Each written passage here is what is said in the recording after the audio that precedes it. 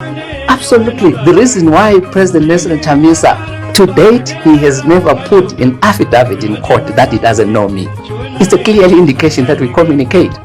You can talk about Chabangu or Kwabangu, that name, but he's not the guy.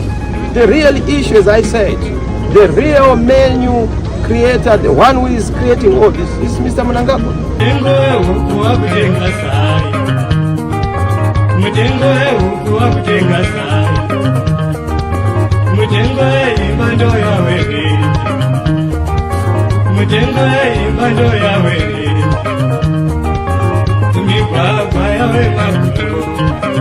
Restoration of fundamental freedom, restoration of discipline and order in the country. We can't have a country where people are subjected to abuses by drug lords. Most of you at your homes have been expressing concern and worry about how this country is being run.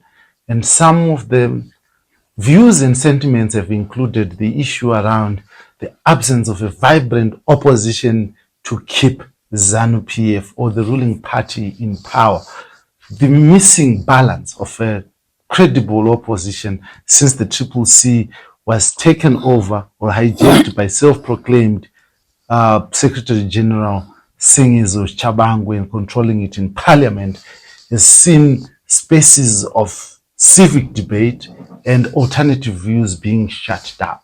Now, here on this, the Free Talk, in proud partnership with the Frederick Newman Foundation for Freedom, we talk to you about policy, politics, and people, and seek to get answers for those questions. Is the opposition politics in Zimbabwe dead? If it is dead, will it resurrect as we head to the elections in 2028? Now join me after this break on this, the Free Talk, in proud partnership, the Frederick Newman Foundation for Freedom. And I, your host as usual, Dara B.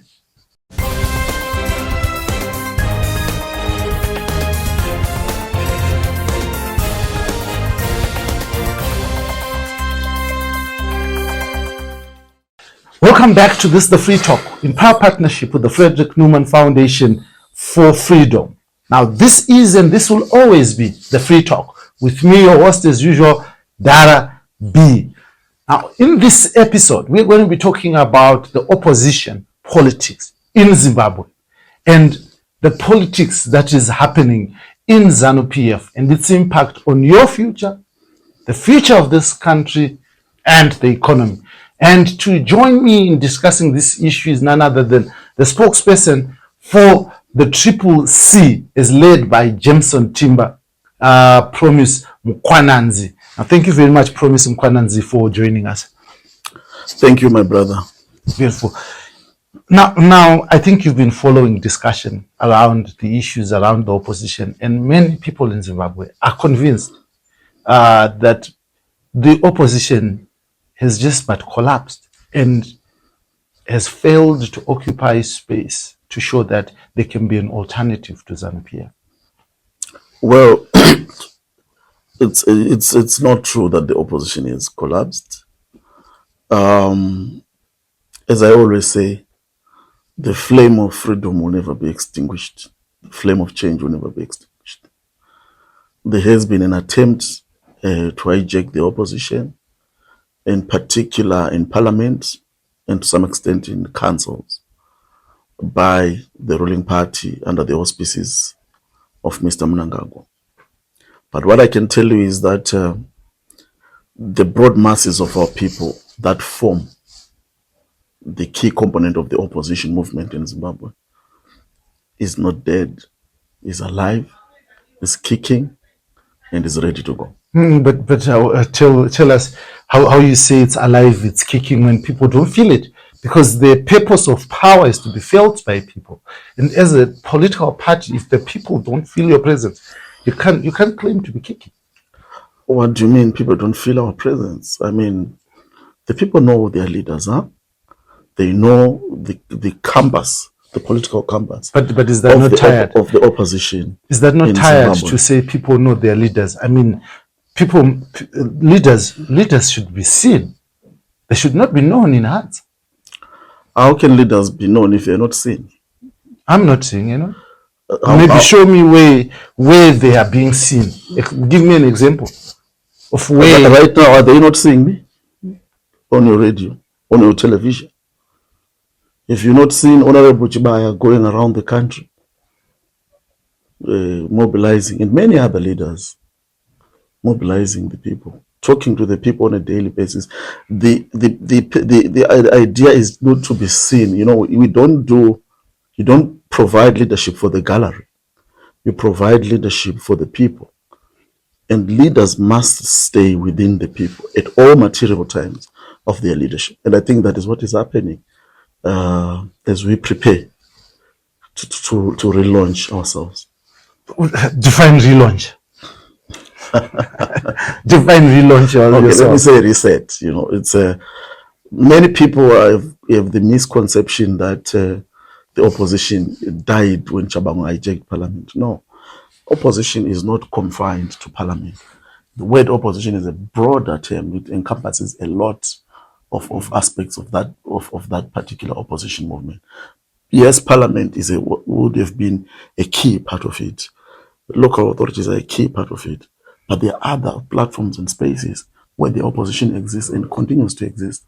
And that way it must exist even more. I've said earlier on that opposition leaders must be embedded in the people, in the grassroots. And that is where the focus of the leadership is. The time will come for the visibility that you're asking for, where the leaders are going to emerge on a visible platform to be seen. But the most important work that needs to be done in any situation, by the way, not just in politics, is the work that is done behind the scenes, the dirty work, which you do before you come here on radio. There are a lot of things that you do, isn't it, in preparation for you to be seen on radio. But if you rush to go and be seen on radio without doing the proper groundwork, even this production will be poorly done.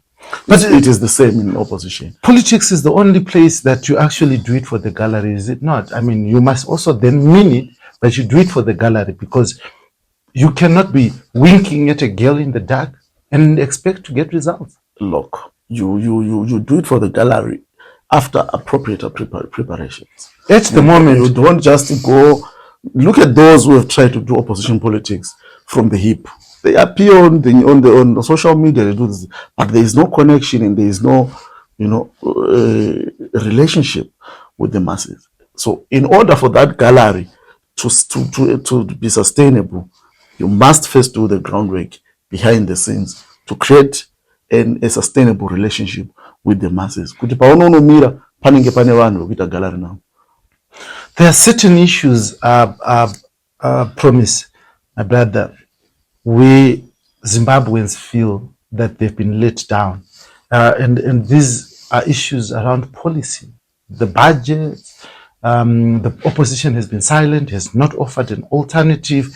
The law, there's this push for 2030 agenda. You're silent about it. Yet the opposition, in the people's views, should be raising these things to in parliament or generally? Generally and even in parliament. Okay. Occupy the spaces to be able to speak about what is wrong or what is right with the budget.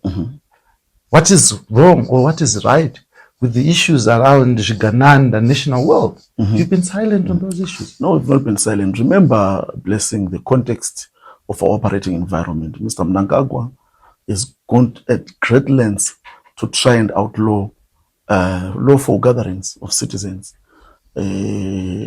or free expression of information, free flow of information. You yourself are a testament of that oppression. We've seen you being arrested merely for interviewing people like myself. I'm even afraid to say a lot of things in case you are arrested on account of my statements. So that is the situation. So as we apportion blame, let us not, be just talking about the failures of the opposition without also looking at what Mr. Mnangagwa has been intentional in terms of, suppressing the operating environment for the opposition, for democratic forces, for journalists, and many others. We have, for the first time since the emergence of Mr. Mnangagwa, a situation where all these progressive forces are not allowed to perform freely in their own country. And this is nothing, it is everything to do with Mr. Mnangagwa's mindset.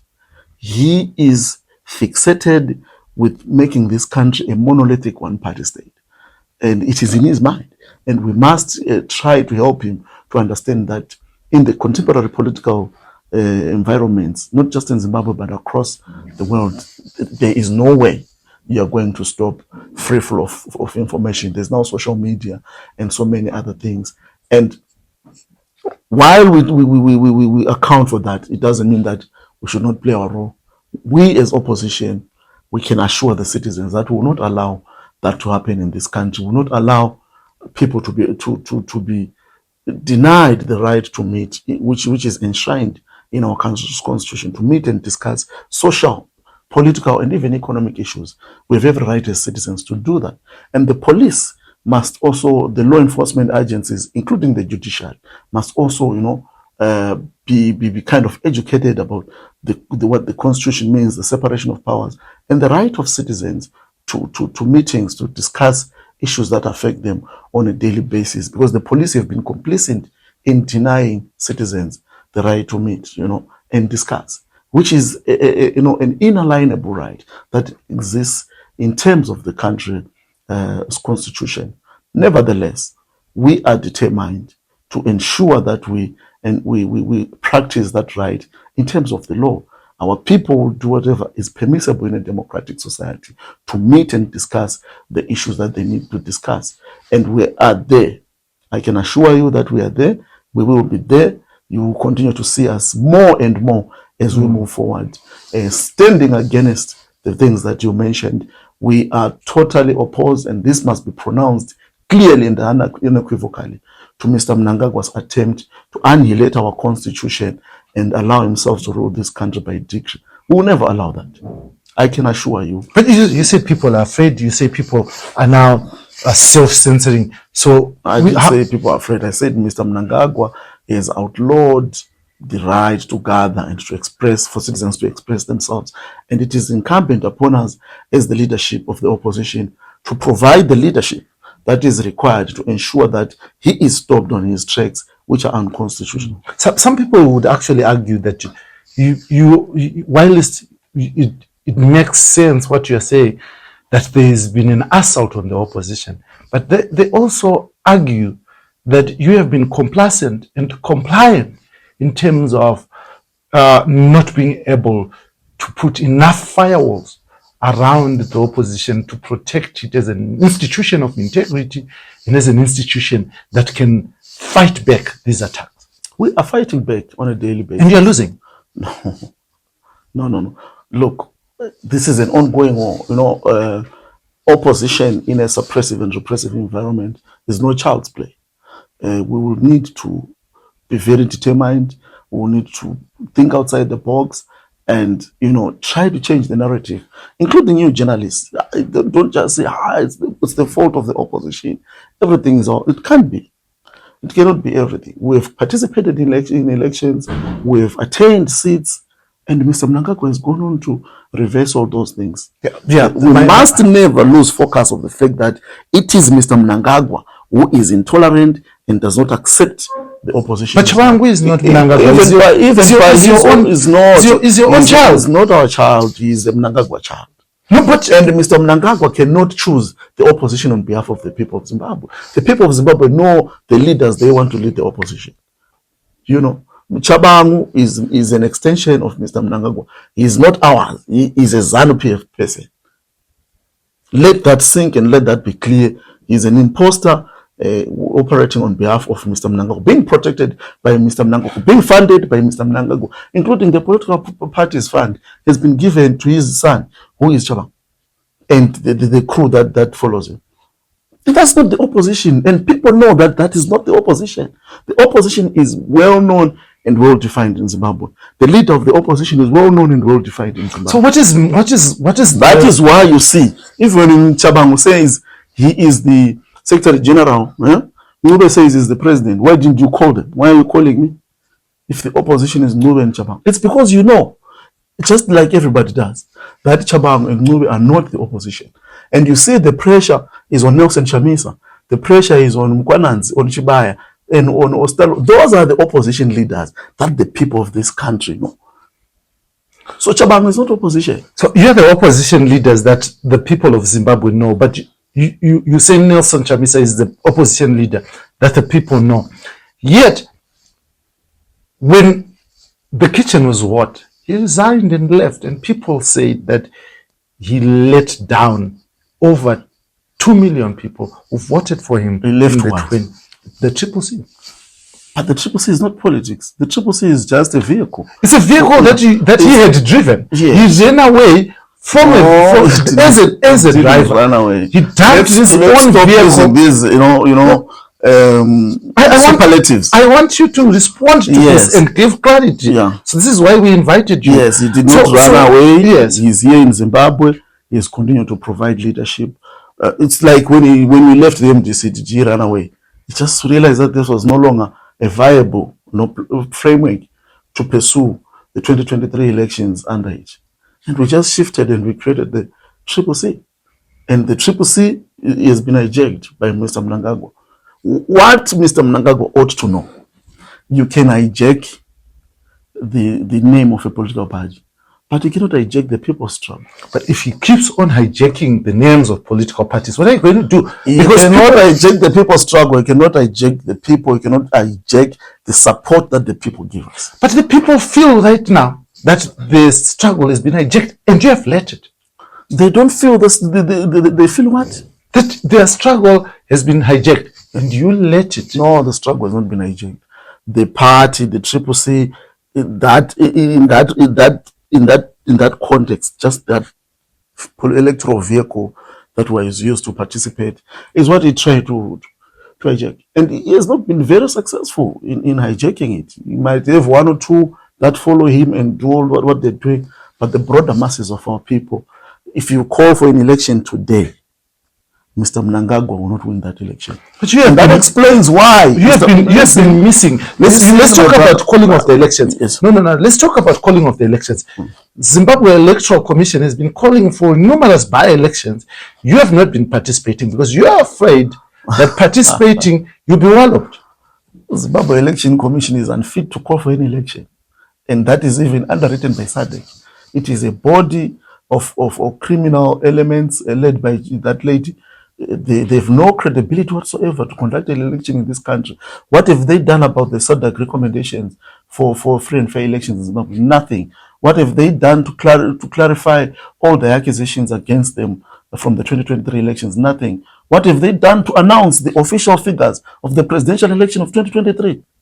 What have you done to make them do that? Because they are a constitutional obligation. They are not supposed to be made to do it. They are supposed to do it. And when they fail to do it, they become unfit to remain there. And you're sitting there. And now they are not in a position, they don't have the authority now. They've squandered their own legitimacy and authority to call for any election in this country. As long as they are in the composition that they are, they cannot call for election in this country. And people think that it is an election. And that explains why Mr. Mnangagwa is not willing to go to election in 2023. If an election was it would be a go over, and he would be wanted an early election. But he knows that he cannot win an election. He's never won an election in this country. And he has continued to rule this country illegitimately since 2017. In 2017, he came to power without elections. In 2018, he came to power through a flawed and rigged elections. Same applies to 2023. And now he wants to cancel elections altogether because he knows that he cannot win an election in this country. So it's not about an election. It's just about Mr. Mnangagwa's unwillingness to follow the laws of our country, to follow the channels to attain power. But President Emerson Mnangagwa has insisted that he's a constitutionalist, and in fact, he says that he has no interest to extend his term in office. He's lying. If that was the case, he would have stopped all his lieutenants who are going around the country saying that Mr. Mnangagwa must continue. Are you saying the president of this country is a liar? He's a liar. He's lying. The president is lying. If he wasn't lying, why is Garwe, who is always by his side, continuing to do that? Why is Chief Saurombe doing what he's doing? And why is Mr. Mnangagwa silent on that is an affront on the constitution of this country, isn't it? The constitution of this country has the obligation to protect the constitution, by the way. You remember in 2017, we took Mugabe to court because we said he was no longer fit to protect the constitution of the country. And Mr. Mnangagwa is going the same route. He's now unable and unfit to be trusted to be the protector of the constitution and the sanctity of the constitution of this country. It's not about the words that he says, it's about the actions that we can say whether he's telling the truth or not. And so far, his actions show that the statements that he's making, there is not being honest. The constitution of this country, under section 61 of that constitution and section 62, provides for freedom of expression and freedom of the media. And how do you protect? So why were we arrested? How do you protect? Why are journalists being arrested on a daily basis? How do you protect those rights if you then guide what people should say? I mean, it's within his right to call for 2030, but who? Garwe. Yes. No, it's not within his right. That is not true. What Garwe is doing is unlawful. He cannot say he's exercising any right by undermining the constitution. It's not within his right. And as I said, if you're a president and one of your lieutenants is violating the constitution, you must be able to call him, not even publicly, even privately, say, no, stop this. This is not the direction we're taking. So it shows you that these guys have some tacit approval to continue to do what they're doing. And do you think your silence on these issues is helping? We're not silent. We're speaking right now about it. Because we've given you an opportunity, but without us here on Free Talk, you would be silent otherwise. We appreciate the opportunity. That's why we came. We will go at every platform where we are given the opportunity to speak. Remember, ZBC will never give me this platform. So whenever the platform comes up, we will be there to speak and to speak truth to power.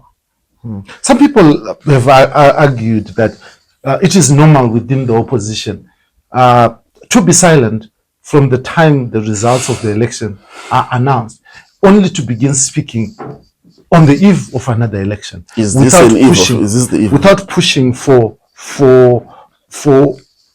change. I say this because you, in this interview, have said that ZEC is illegitimate and does not have the moral credibility and moral righteousness to run an election. Yeah. What are you doing about it for this cycle of 5 years?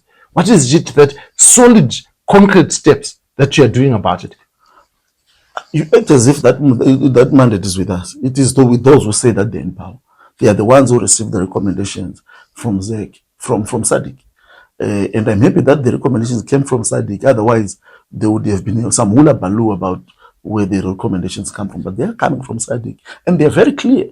And they were adopted without a single disagreement. So if ZANU-PF is serious about being part of SADC, they must show some respect to SADC by implementing the SADC recommendations. And there's no, unless you know that you cannot win an election, there's nothing that is so difficult or that is untoward about what SADC recommends. But you do have the obligation to make sure that the SADC recommendations are implemented by those in power. I mean, you are a citizen, apart from being a politician, you are a citizen, and it's your responsibility to make sure that the government that is in office is accountable. Is it not? That is what we are doing. Yes, so what are you doing? We are, as a citizen and as a political party, to make sure that come 2028, you will walk into an election knowing that there's a semblance of fairness and freeness in that election. My brother, the next election that will be conducted in this country will have to be a free and fair election.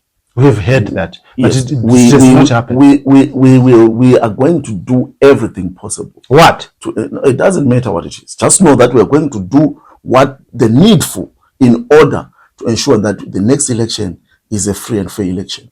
You know, that I've already told you. You asked me. I told you that the bodies at ZEC are unfit to be there and they must be removed. We need new people in ZEC who are agreed upon. We need the reforms to take place. It's a clarion call. It's a clarion call that is being made not just by us as opposition, but it is also a call that citizens in their generality must make, civil society must make, the churches must make, the students' movement, and everybody. We must come together in a holistic manner and demand that these things be done before the next election. Let's talk about this coming together, because these are words that are loosely thrown around by people. We need a broad-based alliance. We need to consult everyone for the next movement. What does this coming together look like? Well, it's simple, blessing. People must come together. We've done it before, and I was part of it in 2006 when we convened the Save Zimbabwe campaign, which included all opposition political parties, civil society. I sat there as president of Zimbabwe National Students Union, the Labour, the National Constitutional Assembly, and we pushed, and we attained a decent election in 2008. It can still be done. And this time, it will be much easier because of the fragmentation and the implosion within ZANU itself. You are very worried about the state of the opposition, but you are missing the point, because I can assure you and I can tell you that as we speak today, ZANU-PF is more fragmented than ever before. But they have something that you don't have. The best chance we have to unseat ZANU-PF is now. But they have something that you don't have. Which is what? They have power, they have money, they have control of national resources, and they have been seen to be using that to consolidate their power. But all those things that you've mentioned is actually what is going to lead to their downfall, paradoxically. And I can assure you, they have the money. That's not their money, by the way. That's public funds that they're using or abusing to dish out cars and do all those things, while the hospitals are in a state of shame. Basically, the citizens are living in abject poverty. Our people have lost their dignity. To go and receive a vehicle, to me, when I see someone going to receive a vehicle for free or that thing for free, that is un-Zimbabwean. When you and I grew up, that's not what our parents taught us. That is not what this country is about, where our citizens must live on freebies and handouts. But these are gifts. This is not Zimbabwean. This is not a prototype Zimbabwean citizen. I'm saying these are going gifts. To receive vehicles. Is there something I wrong? would rather push my wheelbarrow, which I've worked for, and end myself. And my children will respect me for that than when I come with a Prado or whatever that I've been given by another man. But those who have been given cars are not necessarily poor that they can't afford their own cars. So why are they taking it? Even makes the situation worse. If they can afford their own cars, why are they taking free cars? In a country where people are suffering. Why don't they say, no, I have my Honda Fit, I'll use it. Can you please use that money to fix Siparenya to a hospital? This is private money coming from private. That is not private money. That is not private money. Do you have evidence? That is not private money, my friend. Why are those people saying, well, thank you, Mr. Mnangagwa, when they're getting the cars from Chivai? Why are they thanking Mr. Mnangagwa? They're not foolish. They know where the money is coming from. And that is what we're saying. It's wrong. It must be stopped. Everyone who goes there is given a car by Chivai. He thanks Mnangagwa. And we say the money belongs to Chivai. It's not belonging to Chivai. Even if it was Chivai, if it was his money, I would have said, my brother, can you put this money in more useful things for this country than giving people cars? What are the cars for? To drive around? To go where? To do what? Is that what is immediate? The immediate need of the citizens of this country? Vehicles. If I was to say that political entities have always received a benefit of donations from business partners across the world, including the CCC, even when it was MDC. In fact, the Harvest House, which was your home, was a donation from trustee members to build a broad-based opposition. So what is wrong with donations and gifts if you as the opposition also receive them? I've told you that the problem is that those funds which are being used are public funds. That is the problem. They are public funds which are being misappropriated, because these funds are supposed to be, channeled towards something which has got a broader public benefit, than if you give me a car, how does that benefit the people? If you give Promise Mkwananze a vehicle. But if you give a car it's better to give a car to ZANU-PF because it's a political party, it claims to be advancing interests of the people, it might end up in with some public benefit or the opposition and what have you. But when you give individuals vehicles using public funds and they pour fuel and they put on the radio, they start driving around town being a nuisance to people, what is that? And how are we supposed to smile at that and say, our country is moving forward, cars are being donated? Is that an economic indicator of progress that we can put up and say, for sure Zimbabwe is moving, people are getting cars? There's a general discussion, especially being propagated by the Reserve Bank of Zimbabwe, the RBZ. Forget about the RBZ. Look, the RBZ is just like ZEC. They are in the same situation. Actually, citizens must just go on about their business and leave RBZ to do what they're doing. It will not affect people. They've lost control of the fiscal situation in the country. What do you mean? I mean, they determine the fiscal. They don't determine anything. They've put the ZIG on the market and they've said by 2030 we're going to have a mono currency. We're not going to be using the United States dollar. Friend, that pronouncement matters. My friend, forget about the RBZ. Just think the citizens of Zimbabwe must just forget about RBZ and continue to do business, do whatever they can to survive until this country is in a position to put up policies that work. Not RBZ. RBZ is just there to facilitate the procurement and purchase of these cars that we're talking about. It has nothing to do with the people of Zimbabwe. Kana utengesa mabanana ichoramba uchotengesa zvekuti hanzi currency chachinja, that's another issue. All those things are going to be determined by the market, and these guys are far from the reality of what is obtaining in the market. But John Mshayawan has managed to stabilize the ZIG. What has he stabilized? Would you agree? I mean, what is he stabilized? The ZIG has not been moving as we saw. Is it even available to start with? It's a facade. The ZIG is unavailable. That's why there's this misconception that there is stability. There is zero stability. This economy is underwritten by the US dollar. There is no, the only, the facility that they put there under the local currency is just to facilitate theft and looting. And it's confined, That's why I've asked you, is the US, when last did you find the ZIG yourself? It's not there in the market. It's there just to distort the value in order to facilitate certain transactions which should not be happening. We're aware of that.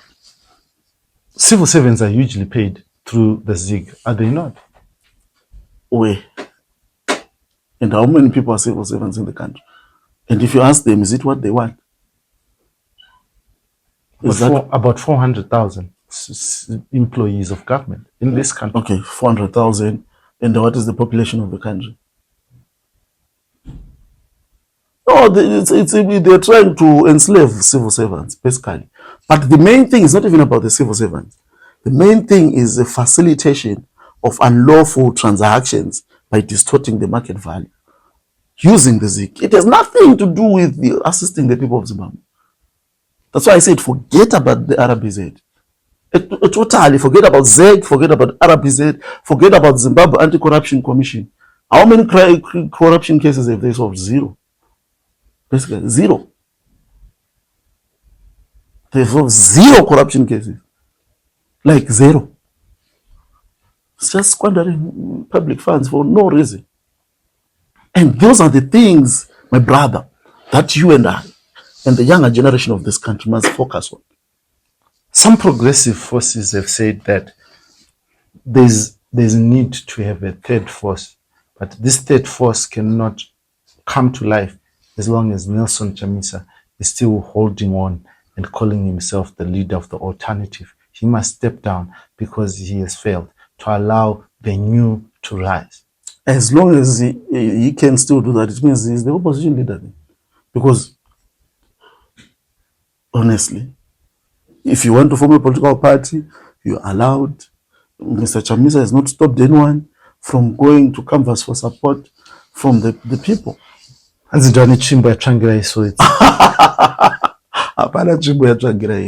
has the support of the people. And at least from the point of view of the opposition, If you feel that you can do better, I talked about Chabangu earlier on, to say people who say Chabangu is the Secretary General of the Triple C, Walshman Ngube is the President of the Triple C. But if you go anyway, people are asking what is about Chamisa. It must tell you a lot about the legitimate disparity of these guys. So Chamisa kuti asaite party chi. About Chamisa, what do you mean? Why do you think it would? Because people want to know, they want to hear from this person that you say has the support of the people. They want to hear the plan. They want to hear. I was answering your question, your assertion that he is blocking the third party. And I said, you cannot block anything. Yeah, but what is blocking him from giving the alternative direction? He's giving direction. Where? At the appropriate spaces. Look, we cannot be giving direction everywhere. It doesn't work. This is the first time in the history of Zimbabwean opposition that a opposition leader,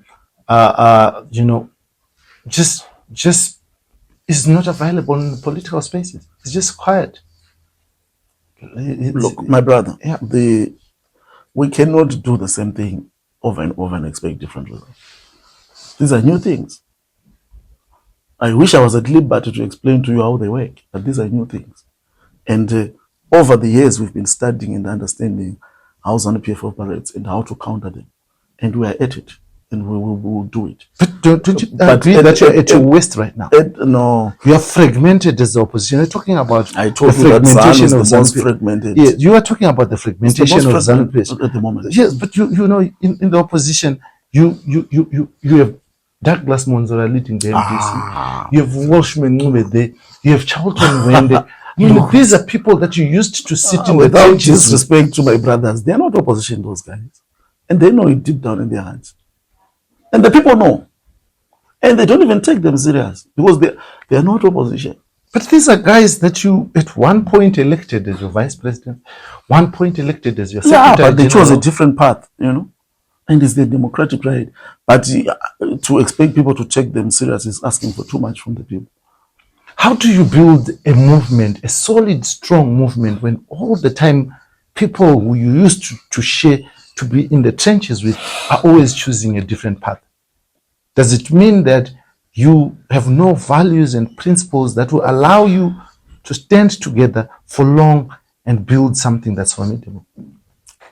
Look, people have to choose what they want, and there's nothing you can do about it.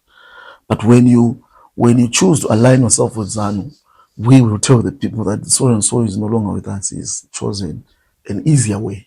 You know, he's chosen an easier way to go and get money, to go and get vehicles, to go and get this and that. But the struggle continues. It's not new. Historically, if you go to the liberation struggle, the struggle in apartheid, as far as the struggle in Europe or in America, wherever, there will always be people that will choose the easier way. And there will also always be leaders and cadres who will stick it out. And it is us who are that leadership that have chosen to stick it out. And we will do that. Mm-hmm. As it stands right now, what should the people out there believe in if they are not happy with ZANU-PF? They must believe in us. We are the authentic alternative. We are the authentic leadership that is determined to provide the leadership and to represent them and to stand for them and to fight for them as we confront the regime, ZANU-PF at the moment. We are the leaders that they must believe in. We are selling ourselves to them. We are assuring them that we will never sell them out. We will never betray them. And it's not going to be easy. It has never been easy. But we'll stick there with the people of Zimbabwe. And we will deliver the change that this country needs. I said earlier on that the opportunity for change has never been greater than now. Never mind the odds that you see. We know more than the general citizens about the intricacies that are obtaining in ZANU-PF, what is happening, and so on and so forth. They are at their weakest. Mr. Mnangagwa is at his weakest. That is why he doesn't want an election in 2028.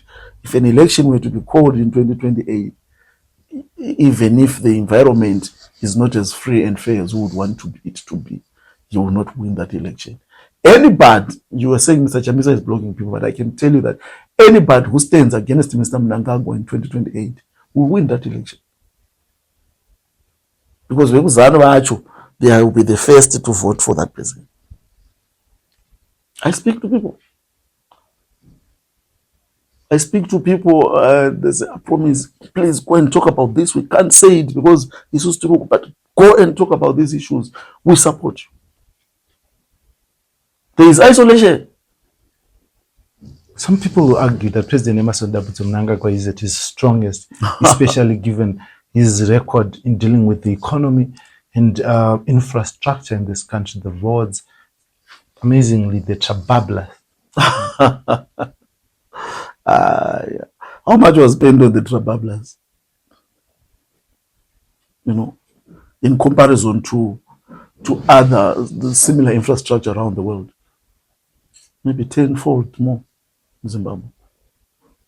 So what with the money that he could have built 10 more Trabablas in the country. It's not about all that. It's just facilitating theft of his cronies, you know, who are going around purporting to fix roads and in any event, how did the road get to be in the state they are in the first place? That we must celebrate Trabablas. Why were the roads neglected in the first place? There was Mugabe who neglected. How can we still talk about Mugabe? Mnangagwa has got how many years in power now? How many? Almost 10 years. In 2017, it will be 10 years. And okay, let's say 8 years. In 8 years, you say you've built Trabablas, whatever that is. That is what you've done. You've built Trabablas. And this country must stop and celebrate that.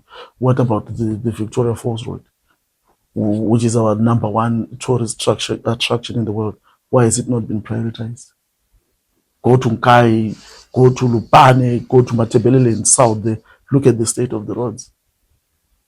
And you fix one road and you say that you've achieved a lot in this country. No, the people of Zimbabwe deserve more, deserve better. I sat with Eddie Cross, and Eddie Cross said to me here on this chair that he doesn't feel a way that Nelson Chamisa is ever going to regain the trust of the people, which he lost when he abandoned the bus in the middle of the road because it had been infiltrated by Sengezo Chabangu et al. Well, what can I say? That's Eddie Cross, that's his opinion. But time is the greatest equalizer. Time is the greatest equalizer. Mr. Eddie Cross, you remember, he was also opposition. He chose the easy way. So, it is what it is. I want to hear the party's position, your party's position on the title deeds, on the land tenure system, the title deeds that being led by Kuda Tagwiri. What is your position on that? Well, first and foremost, we don't have much information about the title deeds. If you know that we've always been the advocates of title deeds, security of tenure for anybody who occupies the land. That is an idea that we've always advocated before even ZANU started. And if it is, which I pray it is, if it is real title deeds, I get memos that there might be some, chicanery happening with those title deeds. I don't know to what extent, but what you need to remember is that we, the opposition, are the first people to say you cannot talk about giving people land when there is no title. Because once there's no title, there's no security of tenure, there's no access to capital, and you cannot expect people to farm without capital. Yeah. But how do you feel proud sitting here with me and not knowing the exact position of these title deeds that are being given to people when you are supposed to be leading the opposition? We are leading. We are leading the opposition, but I cannot speak on things which are done in secrecy. We just saw Tagwiri, and we don't even know what authority is he now, the Minister of Agriculture. I mean, is that a constitutional body? Are those, because of that, in the long term, is that those things going to be enforceable in the country? I don't know, and I cannot comment, but I'm worried about the process. Because is a party of Mr. Kwagure chairs some body which was created. Is it a statutory body? Is it where does it derive its mandate? Those are critical questions. But as a political party, have you not invested in finding out these things so that you are able to? I wouldn't be talking about them if I didn't know. It shows you that I know that there's something fishy going on, isn't it? We want you to point out what the fishy part. That's what I've told you. I've said to you that this body, where does it dock in terms of the law? Because it was pronounced by Mr. Mnangagwa. And then he appointed Chagwire. But you have got the Ministry of Agriculture in place, in the Ministry of Lands, which are supposed to be the, de jure bodies to carry out that work, even the President's office itself. So I'm saying, what is the mandate of this guy? Constitutional and legally, not to say, so said, yeah, now this, but is that body sitting well legally, so that when Mr. Mnangagwa and Mr. Tagure have gone, the policies that they would have put in place stay. I don't know if you get me. There's some people who think that the only chance of change in this country is internal upheavals in ZANU-PF that can. It's a part of the opportunity. I've said it before that the upheavals and the implosions within the ruling party provide a unique opportunity for democratic forces, and we must take this opportunity very seriously. But do you think ZANU-PF can't democratize itself and change itself to deliver a useful change in this country? They think if they were able to do that, they should have. When Mr. Mnangagwa came, he had the opportunity to do exactly what you're describing. A unique opportunity which was presented to him. He could have chosen to say, Mr. Tsvangirai come, Mr. So-and-so come, let's fix this country, and that is going to be my legacy. As Mr. Mnangagwa, he missed that opportunity. Some people think his Vice President Constantino Gouveia Chiwenga has the ability to do that, and he could reshape this country because the opposition has fallen into a deep slump. No, it cannot be because of the opposition. If Mr. Chiwenga wants to do that, what we want, it's not like we're saying if it's us or nothing. No, if Mr. Chiwenga is able to fix the country, let him do so. If a third party is better placed to fix the country, let them do so. What we want at the end of the day is this country to be put on the right path to progress and prosperity under the auspices of the rule of law and justice. And that has not happened. And as long as that has not happened, you will continue to see us. We will continue to be irritants to Mr. Mnangagwa and his cronies. In your view, with what you have seen in terms of Mr. Chiwenga, the Vice President of this country, do you think he has what it takes to step up to the plate? I don't know. To be honest, I don't know. He has said a few good things against corruption and so on and so forth, and we welcome that. That's what we expect from any leader in the country, whether or not he has what it takes to go on and do it or upstage Mr. Mnangagwa. I don't know. Wait and see. But what I know is that those implosions are an opportunity to the democratic forces. And if you are a student of political science, you also know that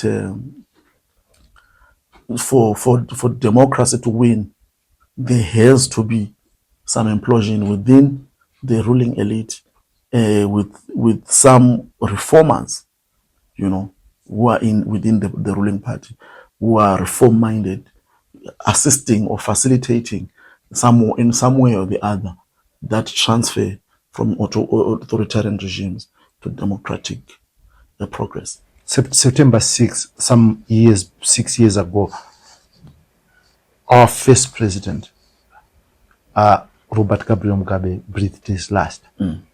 And as we sit today, are we any better? as Zimbabweans and as Zimbabwe? I don't think that we are better. I don't think that we are better. There's been a lot of regression on very, very important aspects of our country under the leadership of Mr. Mnangagwa, even under his initiative. I was speaking at some platform a few days ago, and I said to the people, do you realize that we no longer have the right to vote in Zimbabwe? And it dawned on me that we're actually regressing in a more serious manner than we see it. Because unlike Mugabe, we could contest the electoral environment, we could contest this and this, but there was some modicum of respect for the right to vote of our citizens. But under Mnangagwa, the right to vote has been abolished. Also, I mean, we went to elections twice. Let's talk about, for example, the 2023 elections. By their own announcements, they gave Triple C a certain number of candidates, of parliamentarians, isn't it? They then come back and remove the MPs brazenly, blatantly, and put their own. And even refusing, okay, you have removed Chibaya, he is going to stand as an independent. You block him because you are facilitating your own people to go there. So where is the right of vote to vote for citizens in that situation? Where is the right? We've lost our right to vote in this country. We're back to 1976, where we have to fight for something as basic as the right of choice. The right to choose is no longer there. And that's how bad we have regressed since the emergence of Mr. Mnangagwa as president of the country. We've lost access to the economy. You know, the economy is now, you know, ring-fenced for a few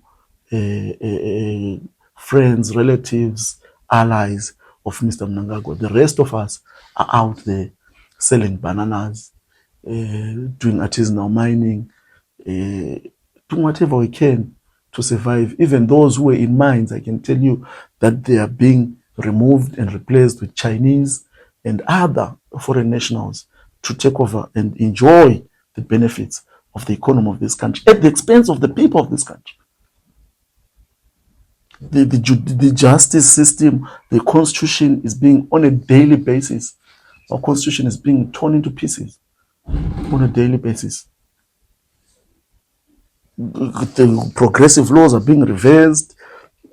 A good example, the Procurement Act has been bastardized. Everything is being centralized to the presidency. There are certain tenders now which cannot be questioned because of security reasons. There are no security reasons. Why have they not compromised our security all over the years? They are now compromising our security now, today. There's nothing like that. It's just facilitating theft and looting of the national resources. So we've not progressed. My biggest disappointment is on the economy. Because with all his weaknesses, Mugabe tried, it was flawed, we criticized it, but he tried to indigenize the economy. He tried to say the people of this country must have some, you know, some share in the national economy. You can debate how it was going about it, but Mr. Mnangagwa said, no, you go away, the Chinese must come. They must get first preference. Is that Dovene? Huh? President Emerson Mnangagwa has called on Nika to benefit and to build this country. I told you that VNA is a very limited group of people. In his mind, villagization of the nation and villagization of the economy. And we don't want that. You know, we want our people to have access to the economy. We want our people to be empowered and to be supported to start businesses, to have access to loans, to have access and rights to mining, to farming. You know, we don't want a reversal. We want progress on the aspect of access to the economy. He's brought in people like Kudata Gwire, who's now on the verge of joining ZANU-PF as a central committee member, and some in ZANU-PF taught him as the next vice president and next president of this country. I mean, those are people who understand the economy, and that would probably address your fears, is it not? What does he understand about the economy, Takuri? He's a seasoned banker. He's a billionaire, some say, in his right. He's a banker? He's a former banker. He worked for the CBZ. He worked for the CBZ. He's not a banker. He used to work at the bank. It's not me. Yes. Yeah, he used to work at a bank. And from that's a banker. He's a career banker. You can call him a banker, fine. From there, he went and started selling fuel. That's what we know. And whether it's up to the people in ZANU if they accept the madness to put him as vice president, whatever they want to do internally in their party, we don't. But to say that he has an understanding of the economy or to resolve the economic problems in the country, I doubt. He might have, stumbled into some success in business, obviously conflated with corruption and so on and so forth. But to say that he has what it takes or the knowledge to address the economic problems of the people of Zimbabwe, no, that's far-fetched. That would be people in ZANU-PF say that he has been criticized and fought because you know his value, and that if he's in leadership, the opposition will actually. But it's not us who are fighting him. It's not us. He's being fought in ZANU-PF. And you say we spoke about Mr. Chiwenga earlier on, right? So they've got two people there, and you say who is the better devil? And their fighting is their fight in ZANU-PF. We don't know how it will end, but it's not us who are fighting Tagure. If you ask me, of course, I'll tell you that no, you don't get someone from nowhere and say that he can be a president of a party that claims to be a revolutionary party. I some extent I subscribe to that view that this guy is just coming from nowhere, and I don't know what they want. They want to make him a president, and who wants to make him a president? Is it the people in Zambia, or it's a group of people sitting somewhere, seeking to perpetuate Mr. Mnangagwa's influence within the? I don't know. But all the things that we are describing present an opportunity to the opposition to stand up and take over things and bring sanity to this country. I want to thank you very much for having had time to come here and have a conversation with us on the politics and the future of this country. But before I let you go, is there anything that from your heart that we might not have discussed around our country to say, how do we move it forward? Well, I think we've discussed quite a number of issues, very pertinent issues in the country. What I just want to say is that in the contemporary world that we live in today, an opposition political party or opposition political parties or opposition and alternative movements are very vital. Those in ruling party must not view the opposition as an enemy. The opposition is a vital component for progress of any nation. It keeps the ruling elites in check. It puts pressure on those in government. It exposes bad things like corruption and so on and so forth, and even comes up with ideas that if a sensible ruling party can take up and implement them if they are good ideas. For example, we're talking about the title deeds, and I say that is originally it is the idea of the opposition, and there is nothing wrong in a democratic society for a ruling party to acknowledge that this is a good idea and we can take it up for the sake of the progress of our country. So that is the point. I want to underscore the importance and the vitality of opposition political parties, and the activists in ruling parties in ZANU-PF elsewhere must not be misled to believe that the opposition is an enemy which must be eradicated. The opposition is healthy, is good even for them. For things that they are not able to say internally or wherever, we can say them as the opposition. If a leader is allowed to lead without opposition, without pressure, you are set for a very, very dismal situation.